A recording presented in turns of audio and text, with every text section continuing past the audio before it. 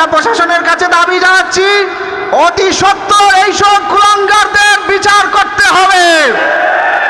আপনারা যদি বিচার করেন না, আমরা অস্ত্র হাতে তুলে দেব না।